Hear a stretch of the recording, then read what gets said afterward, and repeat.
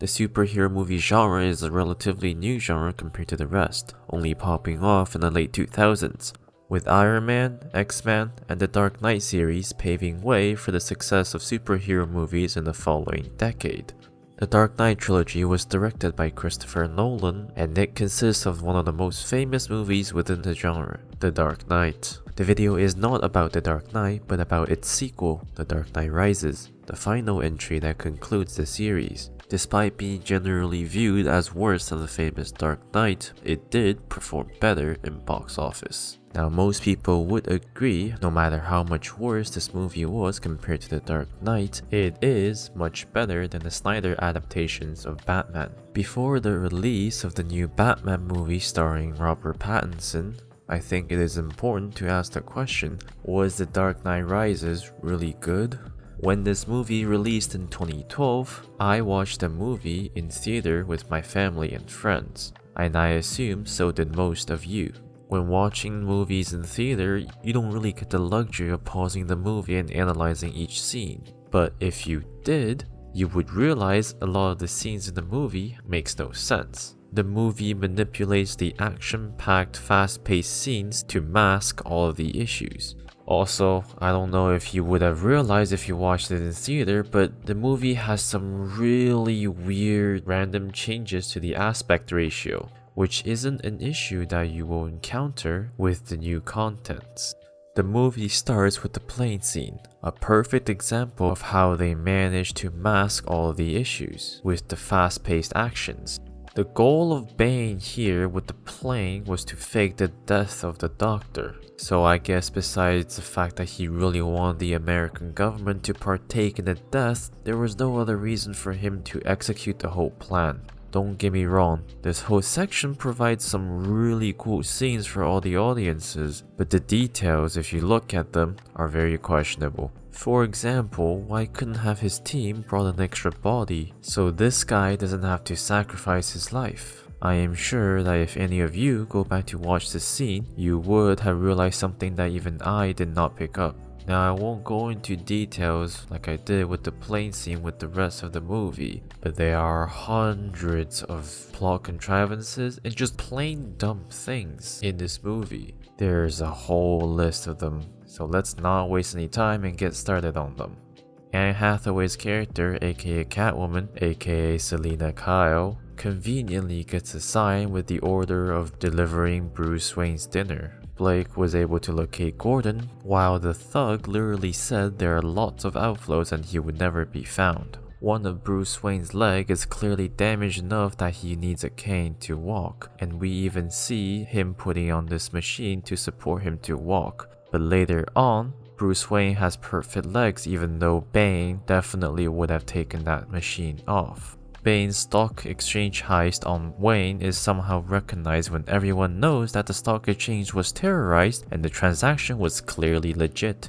The police were ordered not to shoot the bikers because they held hostages on their bikes, but some of the bikers threw their hostages on the ground right after they exit the building. I do not know why these policemen are refusing to shoot the ones that already dropped the hostages.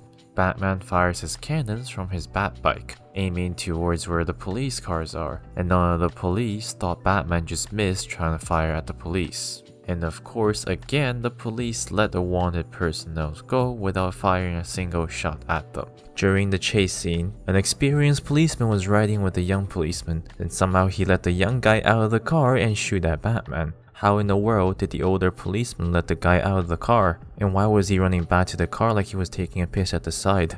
What is this? What am I looking at? Bane's whole plan of imprisonating Bruce is an absolute dumb idea. He left Bruce a chance to exit because, well, he knew a little girl made it out. So why couldn't a grown man? The prison system is also really weird. They have a whole ecosystem down there, and it seems like they have lots of furniture that they can turn into tools. And the prisoners never work together to make a ladder or something to make it out of there. I mean, don't get me wrong, this prison is really cool, but it seems like anyone can get out very easily. And this scene here where they needed 3 board members to activate the system is also pretty stupid. I mean, they already have the fingerprints of Bruce Wayne and he was the person who designed this thing. Blake recognized the construction worker, but simply because the line Gordon just told him, he had to fight them and, somehow ricochet and kill them. And conveniently, the construction workers left the explosive outside and left the labels on the barrels. Because everyone knows that when they're doing something illegal like this, they have to show everyone, right?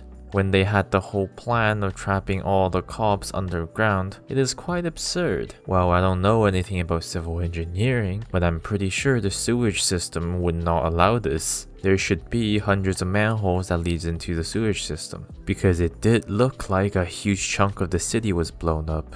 And why would the police force send in thousands of cops to get inside to save 3 people? It looked like they even sent ordinary patrol cops inside. What an interesting decision.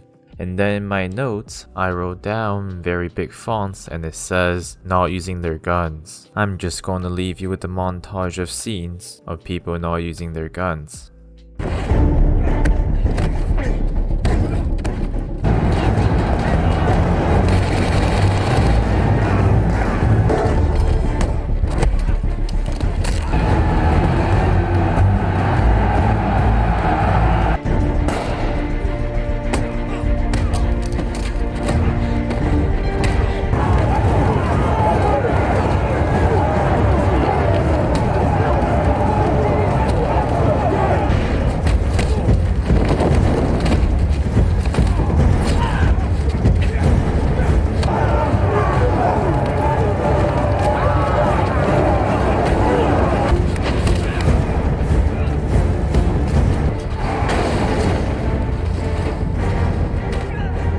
I think that's enough. Let's get back into the movie. As a piece made by Christopher Nolan, of course it would have an underlying message. Although some of the messages was a repeating theme from the last movie with The Dark Knight. For example, the movie tried to show the evil of human greed, and it also tries to show the perseverance of innate human good. The police were charging in disregarding their life because they know they are the last hope of the city. The movie also expresses the inhumane structure that kept people at bay with the bridge scene. The movie also explores the class struggle, which has been an ancient problem since the beginning of civilization. We've seen events in history like the French Revolution, the Communist Revolutions, and the recent Occupy Wall Street. It is very easy to connect to the French Revolution with the court scenes and the exile scenes, as well as breaking people out of the prison directly connecting to storming the Bastille. Besides historical influences, the movie also takes a lot of influences from literature, namely Charles Dickens and his novel A Tale of Two Cities.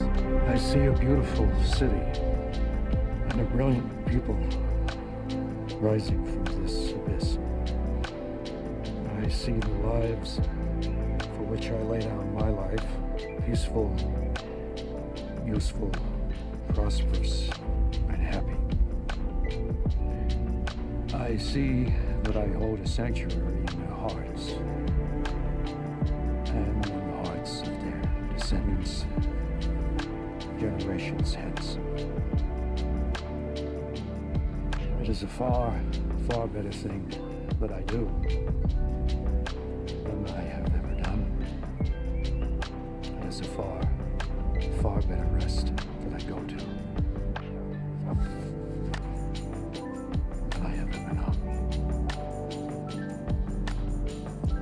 With all of these evidences, I think it's time to conclude this video, and we should answer the question, was The Dark Knight Rises really good? Well, the simple answer is no, it is a very average film, but at the least, Batman does not kill here, unlike the recent Snyder adaptations of Batman. Clearly, the movie also wasn't a movie of quality, masking many issues behind the fast-paced scenes. But this movie also includes some very neat things, like an underlying message, literary and historical references. Things that most recent movie producers would not do. Whether if you loved the movie or hated the movie back then, you cannot deny that on a bigger scale, this is just an average film. It isn't great, and it isn't horrible, but at the least, Nolan understands Batman's principle, unlike Snyder.